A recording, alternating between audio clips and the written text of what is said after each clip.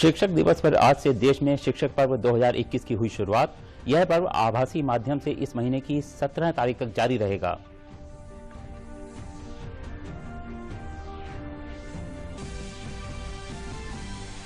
राष्ट्रपति रामनाथ कोविंद ने वर्चुअल माध्यम से देश भर के 44 शिक्षकों को सम्मानित किया। उन्होंने कहा, शिक्षा नीति छात्रों को एक जिम्मेदार नागरिक के रूप में तैयार करने वाली होनी चाहिए।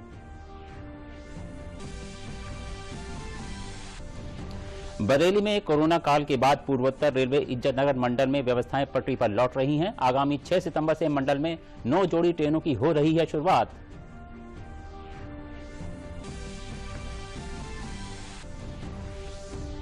और टोक्यो में चल रहे पैरालंपिक खेलों के अंतिम दिन आज भारत ने 1 स्वर्ण और रजत पदक जीतकर शानदार समाप्ति की। भारत ने कुल 19 पदक जीते। नमस्कार, मैं हूं पंकज कुमार बिंद्रा और अब समाचार विस्तार से। देश भर में आज शिक्षक दिवस मनाया जा रहा है। यह दिन पूर्व राष्ट्रपति और महान शिक्षाविद डॉक्टर सर्वपल्ली राधाकृष्णन की जयंती पर मनाया जाता है। शिक्षकों के महत्वपूर्ण योगदान को मान्यता देने और राष्ट्रीय शिक्षा नीति 2020 के कार्यान्वयन को आगे बढ़ाने के उद्देश्य से आज शिक्षक दिवस के अवसर पर शिक्षक पर्व 2021 शुरू हो रहा है। यह पर्व आभासी माध्यम से इस महीने की 17 तारीख तक जारी रहेगा। सरकार ने विशेष टीकाकरण अभियान के माध्यम से 2 करोड़ से अधिक शिक्षकों को टीका लगाने का लक्ष्य बनाया है। शिक्षा मंत्रालय में स्कूली शिक्षा और साक्षरता विभाग राज्यों में टीकाकरण की प्रगति की निगरानी कर रहा है। इससे देश भर में स्कूलों को फिर से खोलने का फैसला लेने में मदद मिलेगी।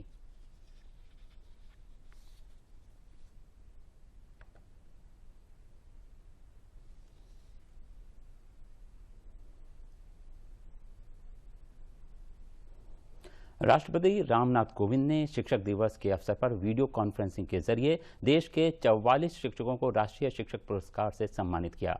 उन्होंने इस अवसर पर पुरस्कार प्राप्त करने वाले सभी शिक्षकों को बधाई दी और कहा कि हमारी शिक्षा नीति को छात्रों के बीच संवैधानिक मूल्यों को विकसित करने वाली और उन्हें एक जिम्मेदार नागरिक के रूप में तैयार करने वाली होनी चाहिए। राष्ट्रपति रामनाथ कोविंद ने देश के शिक्षकों की इस बात के लिए सराहना की है कि कोरोना महामारी की विषम परिस्थितियों के बावजूद उन्होंने बच्चों की शिक्षा का क्रम रुकने नहीं दिया। शिक्षक दिवस के मौके पर आयोजित राष्ट्रीय शिक्षक पुरस्कार समारोह को वर्चुअल तरीके से संबोधित करते हुए राष्ट्रपति ने कहा कि महामारी के दौरान शिक्षकों ने विभिन्न डिजिटल प्लेटफॉर्म के जरिए शिक्षण कार्यों को जारी रखा। पिछले लगभग 1.5 वर्ष से संपूर्ण विश्व कोरोना महामारी के कारण उत्पन्न हुए संकट से गुजर रहा है। इस परिस्थिति में जब सभी कॉलेज और स्कूल बंद थे, तब भी शिक्षकों ने विषम स्थितियों का सामना करते हुए बच्चों की शिक्षा का क्रम रुकने नहीं दिया। इसके लिए शिक्षकों ने प्रयासपूर्वक बहुत कम समय में ही डिजिटल प्लेटफॉर्म्स का उपयोग करना सीखा और शिक्षा प्रक्रिया को जारी रखा।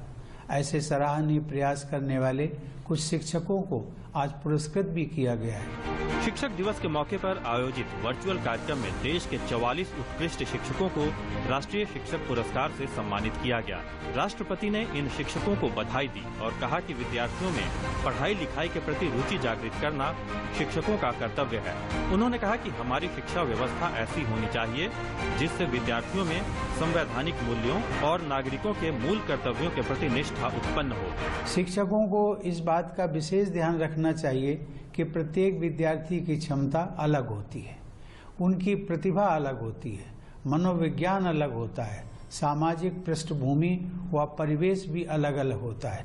इसलिए हर एक बच्चे की विशेष जरूरतों, रुचियों और क्षमताओं के अनुसार उसके सर्वांगीण विकास पर बल देना चाहिए। शिक्षक दिवस के मौके पर हर साल शिक्षा के क्षेत्र में उल्लेखनीय कार्य करने वाले शिक्षकों को सम्मानित किया जाता है। राष्ट्रीय शिक्षक पुरस्कार से सम्मानित शिक्षकों ने कहा कि इस पुरस्कार से उन्हें और बेहतर कार्य करने की प्रेरणा मिली है। जिस वर्ग के लिए हम काम कर रहे हैं, जिस वर्ग से हमारे पास बच्चे आ रहे हैं, उनको एक ऐसा प्लेटफॉर्म प्रोवाइड कराना जिससे कि वो देश की मुख्य धारा में शामिल हो सके, तो उसमें कहीं न कहीं मैं सक्सेसफुल हो पाया हूँ।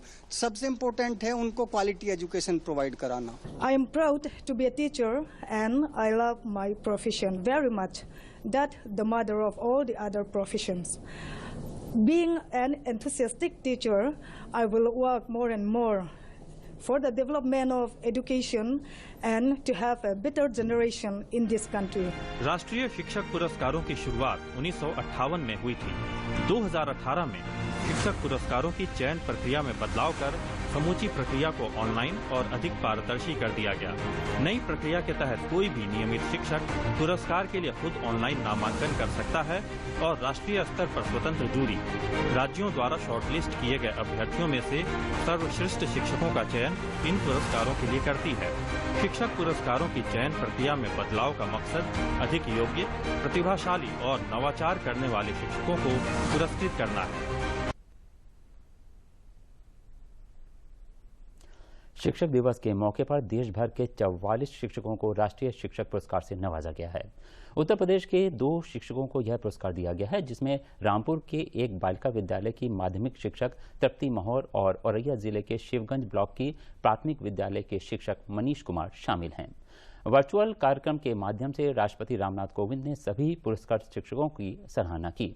इस अवसर पर राष्ट्रपति ने अपने संबोधन में कहा कि एक अच्छा शिक्षक राष्ट्र निर्माता है और हमारी भावी पीढ़ी का भविष्य इन्हीं शिक्षकों के हाथ में है।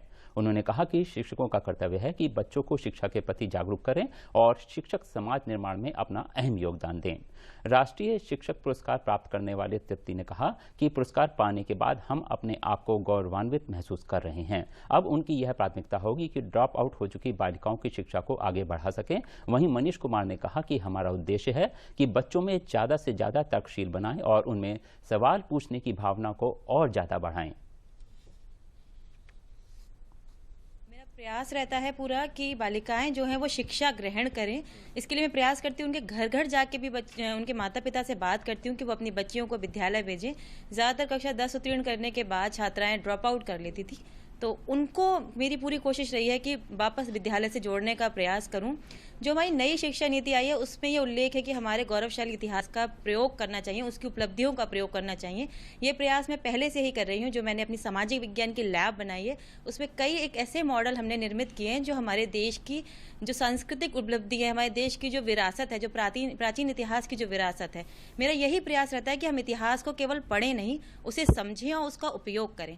आगे सच कहूँ तो ये पुरस्कार जो प्राप्त हुई है उसकी खुशी से ज़्यादा एक दायित्व का बोध हो रहा है और जो हमारे अधूरे काम हैं उनको बहुत ज़्यादा गति मिलने वाली है, क्योंकि ये एक कैटलिस्ट का काम कर रहा है ये अवार्ड।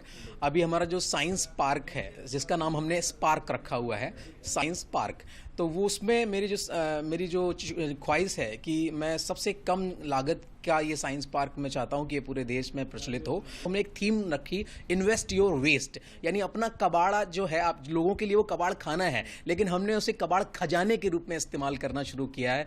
और जैसे अक्सर आपने एक आम भाषा में बोलते हैं, कोई अच्छी चीज़ बच्चा जब देख लेता है तो उसके मुंह से निकलता है आइला, यानी हमने हाउ टू वाओ जो पहले ट्रेडिशनल मेथड होता था उसे चेंज करके वाओ टू हाउ पे, यानी पहले बच्चा देखे उसके मुंह से वाओ और जैसे ही उसके मुंह से वाओ निकले हम उसे हाउ का भाव पैदा करें। तो ये एक परंपरा की शुरुआत करी है। लखनऊ स्थित एक स्कूल में शिक्षक दिवस के अवसर पर शिक्षक सम्मान समारोह कार्यक्रम का आयोजन किया गया।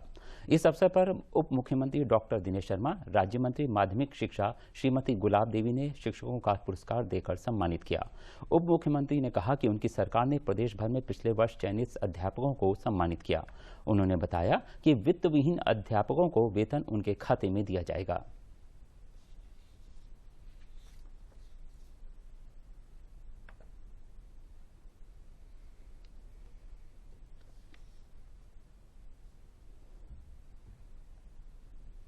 हमारे माध्यमिक शिक्षक थे, उनके मातृत्व अवकाश और चिकित्सा अवकाश के संबंध में अभी तक का विलंब होता था।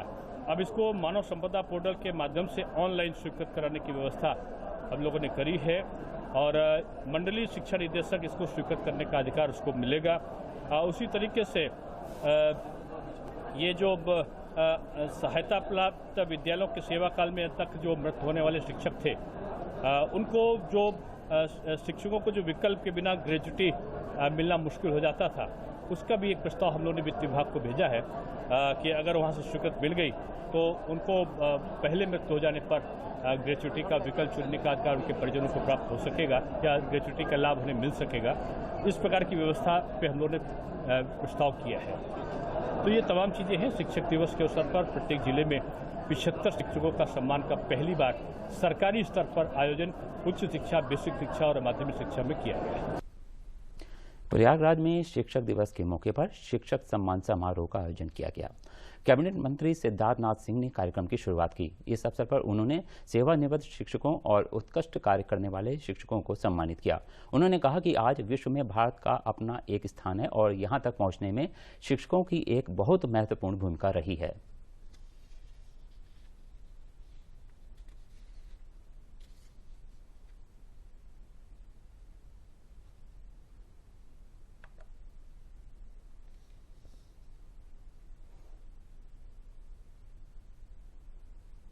आज हम लोग के बीच में जो प्रेरणा के सूत्र हैं वो शिक्षक ही है, डॉक्टर राधाकृष्णन जी। उन्होंने जो प्रेरणा दी है, आज उस पर जिन पे पूरा भारत चल रहा है। भारत की संस्कृति भारत की ताकत है और वो जो ताकत है उसको ही भारत को हमें आगे लेके जाना है। और उसमें हमारे प्रधानमंत्री जी योग दिवस बना गए और योग दिवस जो बना गए तो योग दिवस जब उन्होंने बनाया तो आज पूरा भारत की एक पहचान बन रही है। विषय ये है कि भारत की क्या पहचान हो रही है, भारत की क्या पहचान है, उसकी एक संस्कृति है। वो भारत की संस्कृति, आप बात करते हैं वेस्टर्न, बात करते हैं कम्युनिस्ट, बात करते हैं रशिया, सोवियत यूनियन, चाइना, उनकी एक संस्कृति है, उसको उसकी पहचान बन गई। भारत की क्यों नहीं बनी, उसका प्रयास हो रहा है। यही मोदी जी की सरकार है, मोदी जी की सरकार है जो आगे लेके। ये प्रेरणा जो है नरेंद्र मोदी जी, हम लोग के प्रधानमंत्री जी, वो दे रहे हैं और उस दिशा में हम सब लोग काम कर रहे हैं। लखीमपुर खीरी में पंडित दीनदयाल उपाध्याय सरस्वती विद्या मंदिर इंटर कॉलेज परिसर में शिक्षक दिवस के अवसर पर केंद्रीय गृह राज्य मंत्री अजय मिश्र ने शिक्षा के क्षेत्र में उत्कृष्ट योगदान प्रदान करने वाले शिक्षक शिक्षिकाओं को सम्मानित किया। इस अवसर पर अजय मिश्र ने दीप प्रज्वलित कर शिक्षक सम्मान कार्यक्रम का शुभारंभ किया। साथ ही वक्ताओं ने शिक्षाविद डॉक्टर सर्वपल्ली राधाकृष्णन के बारे में प्रकाश डाला। इस अवसर पर उन्होंने कहा कि नई शिक्षा नीति से भारतीय शिक्षा पद्धति के अनुसार शिक्षा आगे बढ़े, उसके लिए प्रयास जारी हैं।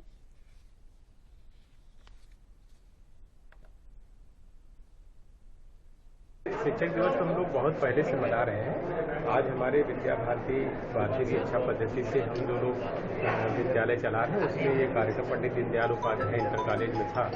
यहाँ शिक्षकों का सम्मान करना था और जिन्होंने अपने अपने क्षेत्रों में अपनी क्षमता योग्यता का प्रदर्शन करते हुए उन स्थानों को पाया है, उनके साथ साथ हमारे सभी शिक्षक भाइयों बहनों के साथ मुझे बैठने का अवसर मिला। उसके लिए मैं यहाँ आया था। बहुत अच्छा लगा।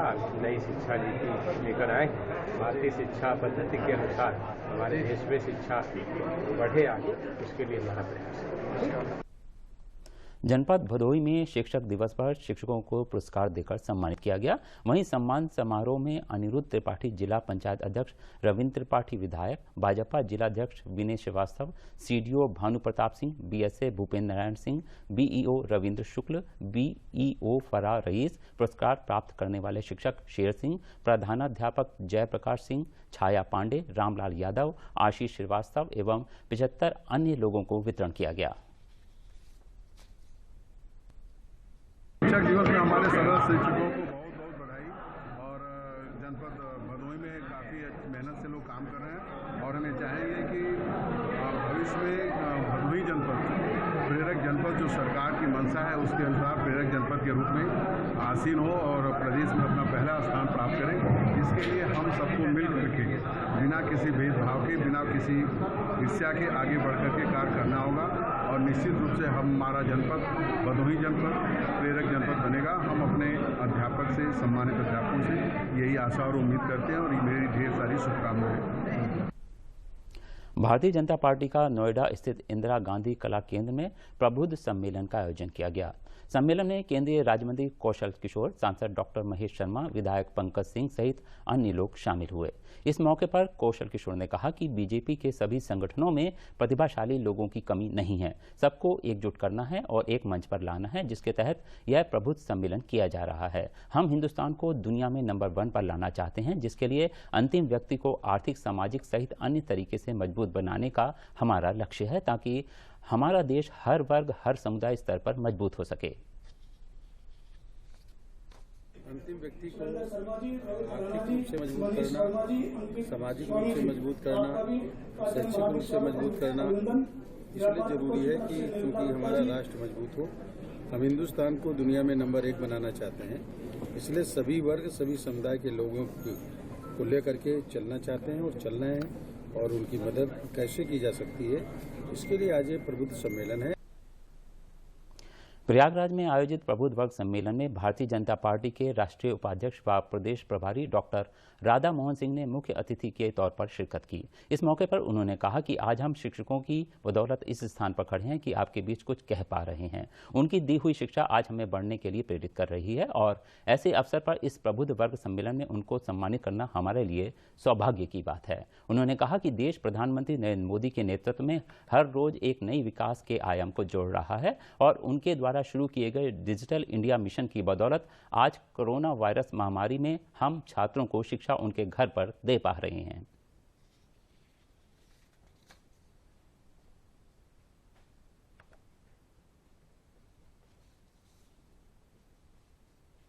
इन भारतीय जनता पार्टी उत्तर प्रदेश के सभी विधानसभा क्षेत्रों में प्रबुद्ध सम्मेलन करके आज जो राष्ट्र की परिस्थिति है, उत्तर प्रदेश की परिस्थिति है और जिस प्रकार से योगी जी, मोदी जी देश को आगे ले जा रहे हैं, उसमें हम सब प्रबुद्ध जनों की क्या भूमिका होनी चाहिए, इस पर हम बीजेपी के लोग जगह जगह प्रबुद्ध जनों के साथ बैठ रहे हैं। बरेली में कोरोना काल के बाद पूर्वोत्तर रेलवे इज्जतनगर मंडल में व्यवस्थाएं पटरी पर लौट रही हैं। आगामी 6 सितंबर से मंडल में 9 जोड़ी ट्रेन शुरू हो रही हैं ताकि यात्रियों को सुविधा मिल सके और यात्रियों को कोई दिक्कत ना आए। इज्जतनगर मंडल ने इस वर्ष 64 करोड़ की अतिरिक्त आय अर्जित की है। रेलवे आने वाले दिनों में अपने ग्राहकों को आकर्षित करने के लिए माल भाड़े से संबंधित नई योजना लाएगी ताकि रेलवे की आय में और बढ़ोतरी हो सके। इसके साथ ही कोरोना की संभावित लहर को देखते हुए सभी स्टेशनों पर थर्मल स्क्रीनिंग की व्यवस्था की जा रही है।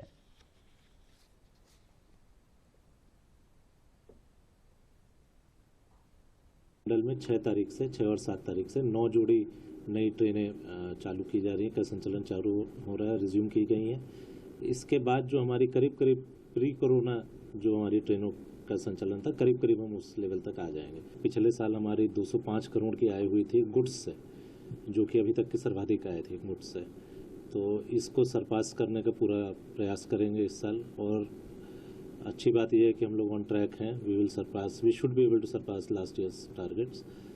और ट्रेन्स, जैसे कि आप लोग मीडिया में कुछ आ भी रहा है कि और ट्रेन्स आ रही हैं, तो टिकट चेकिंग जो है, जो हमारे टारगेट दिए हुए हैं, अभी हम लोग उससे ज़्यादा पे चल रहे हैं और आगे भी इसको भी एक फोकस एरिया मानते हुए इस पर और आगे प्रयास करेंगे कि आय जो है रेलवे की वो ज़्यादा से ज़्यादा बढ़ सके। टोक्यो पैरालंपिक में पैरा बैडमिंटन खिलाड़ियों ने शानदार सफलता हासिल की है। इस खेल में भारत को बैडमिंटन में कुल 4 मेडल हासिल हुए हैं, जिनमें 2 गोल्ड और 1 सिल्वर और 1 ब्रॉन्ज मेडल शामिल है। कृष्णा नागर और प्रमोद भगत ने गोल्ड हासिल किया, जबकि सुहास एलवाई को सिल्वर और मनोज सरकार को कांस्य पदक मिला है। पैरा बैडमिंटन खिलाड़ी कृष्णा नागर ने गोल्ड मेडल जीता। पुरुषों के एकल मुकाबले के SH6 कैटेगरी के फाइनल में हांगकांग के खिलाड़ी को 2-1 से मात दी। इस बीच प्रधानमंत्री ने फोन पर बात कर कृष्णा नागर को बधाई दी। टोक्यो पैरा ओलंपिक 2020 भारतीय पैरा बैडमिंटन खिलाड़ियों के लिए एक शानदार प्रतियोगिता रही। इसी कड़ी में पैरा बैडमिंटन खिलाड़ी कृष्णा ने गोल्ड मेडल जीत लिया है। पुरुषों के एकल मुकाबले के SH6 कैटेगरी के फाइनल में कृष्णा ने हांगकांग के खिलाड़ी को 2-1 से मात दी। नागर ने पहले गेम को जीतकर बढ़त बना ली थी, लेकिन हांगकांग के खिलाड़ी ने वापसी की और दूसरा गेम अपने नाम किया। लेकिन तीसरे गेम में नागर ने अपने प्रतिद्वंदी को कोई मौका नहीं दिया और गोल्ड पर कब्जा कर लिया। वहीं प्रधानमंत्री मोदी ने भी ट्वीट कर नागर को बधाई दी। पीएम ने लिखा कि टोक्यो पैरालंपिक में हमारे बैडमिंटन खिलाड़ियों का उत्कृष्ट प्रदर्शन देखकर खुशी हुई। कृष्ण नागर की शानदार उपलब्धि ने हर भारतीयों के चेहरे पर मुस्कान ला दी है। स्वर्ण पदक जीतने पर उन्हें बधाई। आगे के प्रयासों के लिए उन्हें बहुत बहुत शुभकामनाएं। कृष्ण नागर ने कहा कि मेरे लिए गर्व की बात है कि मैं देश का नाम रोशन कर पाया और किसी भी खिलाड़ी के लिए गोल्ड जीतना उसका सबसे बड़ा सपना होता है। मैं गोल्ड मेडल जीत के बहुत अच्छा लगा है। एक पैरालंपिक प्लेयर के लिए बहुत बड़ी बात है क्योंकि हर प्लेयर का जो ड्रीम होता है वो होता है कि वो पैरालंपिक में मेडल लेकर गया है और मैं खुशकिस्मत हूँ कि मैं गोल्ड मेडल लेकर गया हूँ मेरे इंडिया के लिए।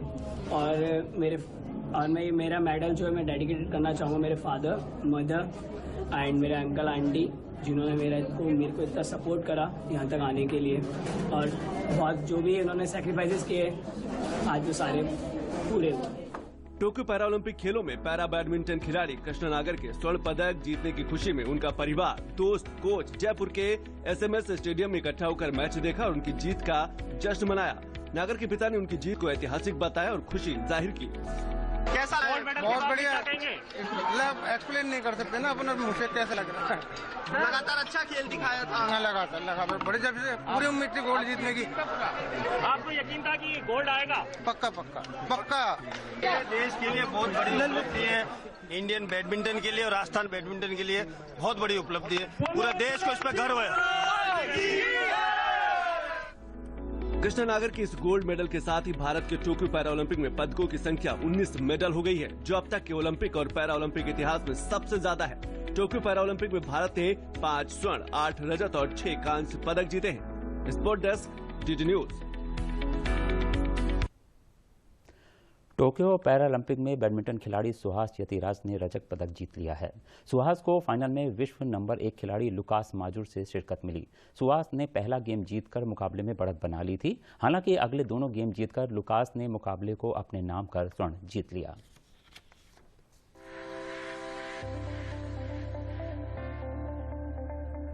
पैरा बैडमिंटन में पुरुष एकल SL4 में सुहास यतिराज ने सिल्वर मेडल अपने नाम कर लिया। फाइनल में सुहास का मुकाबला विश्व नंबर 1 खिलाड़ी लुकास मेजर से था।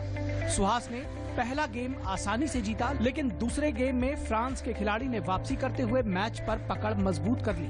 तीसरे गेम में भी लुकास मेजर ने सुहास पर दबाव बनाए रखा और मैच को 2-1 से जीतने में कामयाबी पाई। इस तरह लुकास मेजर गोल्ड मेडल जीतने में कामयाब हुए और सुहास को रजत पदक के साथ संतोष करना पड़ा। लेकिन ये रजत अपने आप में बड़ी उपलब्धि है। राष्ट्रपति रामनाथ कोविंद ने सुहास यतिराज को शुभकामनाएं देते हुए I would like to request Chairman sir to welcome Honorable Minister of State for Education Dr. Rajkumar Ranjan Singh ji by presenting a shawl to him. रजत पदक जीता। एक सिविल सेवक के रूप में कर्तव्यों का I request Chairman sir to welcome Shri Amit Khareji, Secretary, Department of Higher Education by presenting a shawl to him. शुभकामनाएं। Thank you so much sir for accepting love and affection in a form of a shawl. उनको मुबारकबाद। Now I request Madam Mamta Agarwal, Advisor AICTE for the welcome address. Suhas Yathiraj ने अपने असाधारण खेल की बदौलत पूरे देश का ध्यान अपनी ओर आकर्षित किया। बैडमिंटन में रजत पदक जीतने पर उन्हें बधाई। उनके भविष्य के प्रयासों के लिए शुभकामनाएं। डॉक्टर राधाकृष्णन जी की 133वीं जन्म जयंती और शिक्षक दिवस के पावन अवसर पर भारत के परम सम्माननीय शिक्षा मंत्री श्री धर्मेंद्र प्रधान जी का स्वागत अपने मंच पर करते हुए करते रहते हो कहीं पहुंच जाते सर, तो आपने करके दिखाया है। मेरी तरफ से आपको बहुत बधाई है सर। और उत्तर प्रदेश आपका इंतजार कर रहा है सर। और आपने सर एक बात कही थी, जब हम लोग सर जकार्ता में मुझे ब्रॉन्ज मिली थी सर एशियन पैरा गेम्स में, हम लोगों को आपने बुलाया था, तो सर आपने एक बात कही थी, हमें जब संबोधन किए थे, आपने कहा था तो आपने ऑलरेडी जिंदगी में आप जीत लिए, तो ये तो आप जीत ही लोगे। वो हमेशा मुझे याद रहती है कि जब आपने इतनी इंस्पायरिंग वर्ड्स कही थी सर, तो आज मुझे विश्वास नहीं हो रहा है सर कि मैं भारत के माननीय प्रधानमंत्री जी से बात कर रहा हूँ। मुझे बहुत ही गर्व महसूस हो रहा है सर कि बहुत ही अच्छा लग रहा है सर। देखिए, आपको मेरे कलीग है, देश का सरकार से जुड़ा हुआ हर व्यक्ति मेरा कलीग है, तो कलीग के नाते मैं तो आपसे बात कर रहा हूँ। सर ये आपके बड़प्पन है सर। केंद्रीय खेल मंत्री अनुराग सिंह ठाकुर ने भी सुहास को मुबारकबाद दी। उन्होंने ट्वीट करते हुए लिखा, शानदार जीत सुहास एल यतिराज, आप 2 अलग अलग भूमिकाएं निभा रहे हैं और आपने उन दोनों में शानदार काम किया है। महान कौशल, समय प्रबंधन और दृढ़ संकल्प, बधाई हो। उत्तर प्रदेश के मुख्यमंत्री योगी आदित्यनाथ ने भी सुहास यतिराज के रजत पदक जीतने पर उनको बधाई दी। आज हम सबके लिए एक नई खुशखबरी आई है कि जिलाधिकारी नोएडा जो इस पैरा ओलंपिक में भाग ले रहे हैं, उन्होंने आज पैरा ओलंपिक में सिल्वर मेडल प्राप्त किया है। मैं सी सुभाष एलवाई को इसके लिए हृदय से बधाई देता हूं, प्रदेशवासियों की ओर से हृदय से बधाई देता हूं। सिल्वर मेडल जीतने के बाद सुहास यतिराज ने कहा कि ये उनके लिए खुशी का पल है। किसी भी खिलाड़ी का अपने देश के लिए मेडल जीतने का सपना होता है। I have never been most disappointed and most happy in my life because coming so close but yet so far.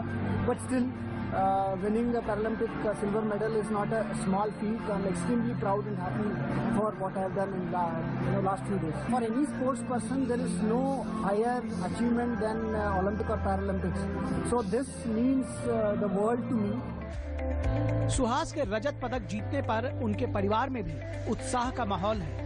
उनकी पत्नी ने कहा कि वे बेहद खुश हैं और पैरालंपिक इतिहास में ये एक नया अध्याय है। मेरे लिए ही नहीं, ये पूरे देशवासियों के लिए एक हर्ष का विषय है और पैरा गेम्स में एक नया कीर्तिमान है। सिविल सर्विसेज के लिए हमारे लिए एक कीर्तिमान है और it is a pinnacle climax of the hard work of past 6 years. Tokyo Paralympic में भारत का पदकों के मामले में सर्वश्रेष्ठ प्रदर्शन है। गौरतलब है कि सुहास यतिराज गौतम बुद्ध नगर में बतौर जिलाधिकारी कार्यरत हैं। ये पहली बार है जब किसी सिविल सर्वेंट ने सेवा में रहते हुए पैरालंपिक में कोई पदक जीता है। Sports desk, DD news. Fatehpur के बिंदकी कस्बे को जाम व दुर्घटनाओं से निजात दिलाने के लिए 8 करोड़ 23 लाख रुपए की अनुमानित लागत से 2011 में 5 किलोमीटर लंबाई का बिंदकी बाईपास मार्ग का निर्माण कार्य शुरू हुआ था, लेकिन किसानों के जमीन सर्किट रेट विवाद पर निर्माण कार्य बंद हो गया।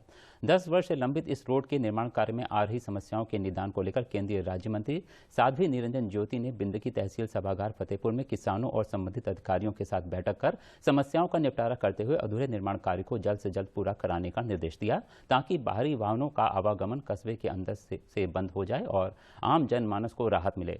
साध्वी निरंजन ज्योति ने बताया कि रिंद नदी में ओवरब्रिज बन जाने से स्थानीय लोगों को लंबा रास्ता तय नहीं करना पड़ेगा। हमारा उद्देश्य जनता के बीच पहुंचकर जन सुविधाएं पहुंचाना है और इसके लिए लगातार प्रयासरत हैं।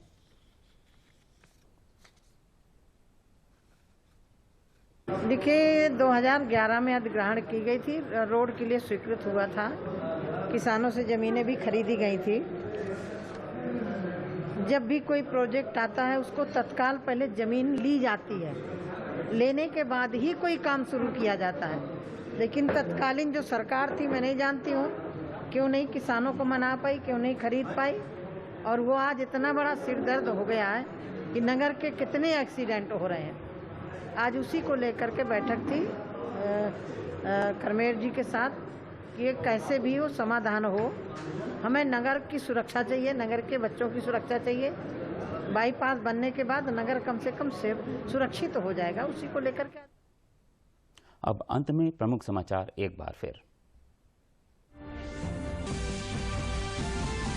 शिक्षक दिवस पर आज से देश में शिक्षक पर्व 2021 की हुई शुरुआत। यह पर्व आभासी माध्यम से इस महीने की 17 तारीख तक जारी रहेगा।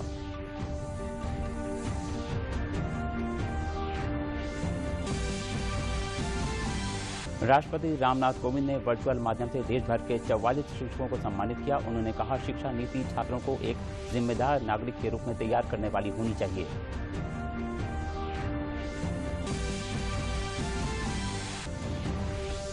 बरेली में कोरोना काल के बाद पूर्वोत्तर रेलवे इज्जतनगर मंडल में व्यवस्थाएं पटरी पर लौट रही हैं। आगामी 6 सितंबर से मंडल में 9 जोड़ी ट्रेनों की हो रही है शुरुआत।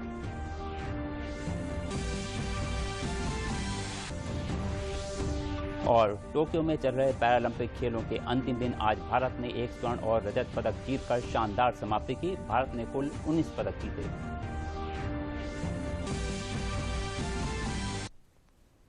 समाचारों में बस इतना ही, लेकिन चलने से पहले एक जरूरी बात, कोरोना का खतरा अभी भी है, इसलिए मास्क पहनें, उचित दूरी बनाकर रखें, भीड़ भाड़ से बचें और समय समय पर हाथ भी धोते रहें। नमस्कार।